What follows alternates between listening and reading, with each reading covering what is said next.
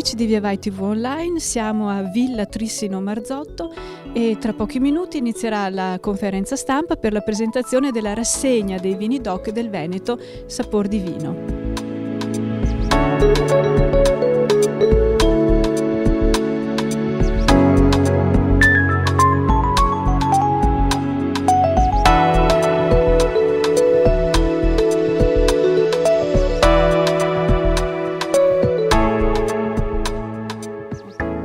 Amici di Via Vai TV Online, siamo con Albert Carollo, il responsabile dell'organizzazione dell'evento Sapor di Vino che si terrà il 14-15 maggio qui, come dicevo prima, in questa meravigliosa cornice che è Villa Trissino Marzotto. Allora chiediamo subito ad Albert come andrà a svilupparsi questo evento.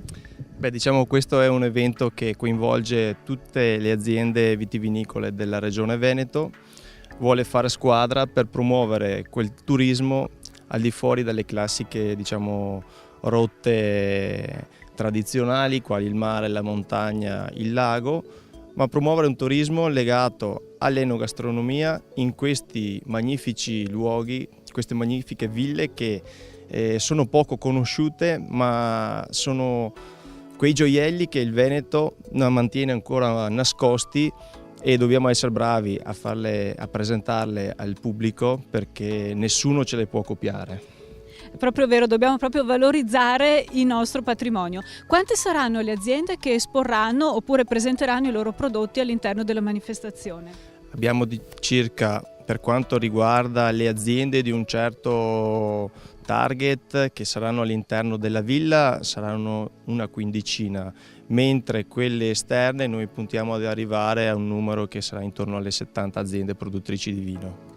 Quindi all'esterno della villa, anche per chi vorrà partecipare con la famiglia per passare un paio di giorni veramente in un ambiente splendido. Adesso poi Albert ci darà le coordinate internet per recuperare anche gli accessi per arrivare fino a qui poi. Sì, basta che andate sul sito www.sapordivinodoc.com e lì troverete come arrivare e vedete.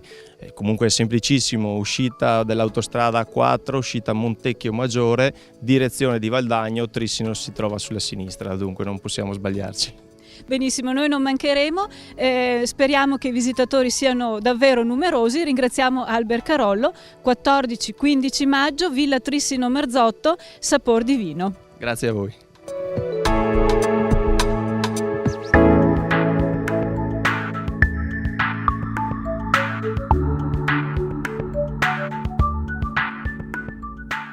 Amici di Via Vai TV Online, siamo con il sindaco di Trissino, il dottor Claudio Rancan, e a lui andiamo a chiedere quanto sarà importante questa manifestazione per il loro comune.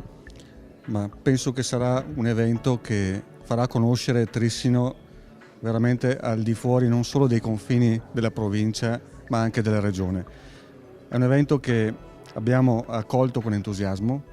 L'organizzazione è stata curata, come abbiamo visto, dal signor Albert Carollo e dal nostro assessorato e ci ha messo alla prova per quanto riguarda la logistica, perché avere una tale quantità di persone qui, visitatori a Trissino, non è mai stato finora a memoria d'uomo. Quindi è una sfida che accettiamo volentieri perché rendiamo partecipi veramente, credo, molti cittadini dei tesori che abbiamo qui nel nostro territorio e li abbiamo in tutti i campi, dall'architettura all'enogastronomia alla cultura.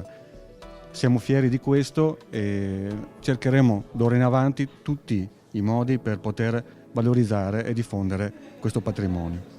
Benissimo, grazie Sindaco, e quindi rinnoviamo l'appuntamento il 14-15, però io volevo chiederle un'altra cosa. So che avete anche un'importante mostra collegata forse un po' a questo evento. Due parole anche per questa? Sì, allora, sempre rimanendo nel discorso del territorio, il territorio di Trissino negli ultimi decenni si è dimostrato sensibilissimo all'arte.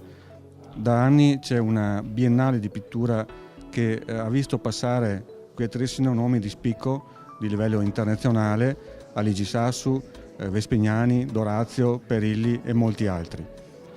Nel corso degli anni queste opere sono state acquistate da collezionisti privati e ora per la prima volta, dopo 30 o 40 anni ormai, vengono messe per veramente gentile concessione di questi prestatori a disposizione del pubblico. È un evento unico, credo irripetibile, che dà ulteriore lustro a questa vocazione artistica che il nostro piccolo comune ha, e quindi diciamo che è la ciliegina sulla torta a questa annata che sta vedendo fiorire una serie di manifestazioni.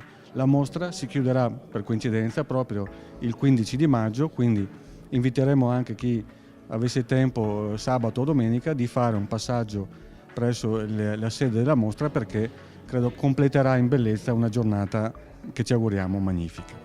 Benissimo, grazie allora Sindaco, e saremo tutti presenti il 14 e 15 maggio. Grazie a voi.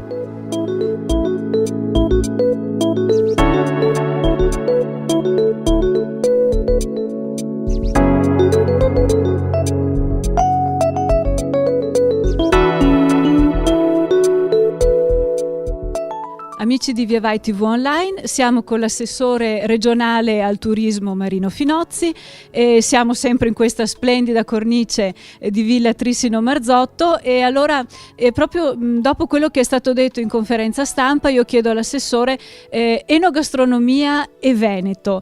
Riusciamo finalmente a portare al primo posto presso anche il turismo che viene anche dall'estero la nostra regione? Sì, infatti, come dicevo, un turista che sceglie il Veneto come meta turistica, come secondo elemento di valutazione è proprio l'aspetto enogastronomico. Abbiamo ristoratori, abbiamo locali che si stanno attrezzando per poter far conoscere questi nostri prodotti. Solo per fare un esempio, in Veneto ci sono circa 1260 agriturismo che stanno crescendo anche da un punto di vista qualitativo, che sono l'anello di congiunzione tra chi ha voglia di assaporare il prodotto e chi lo produce.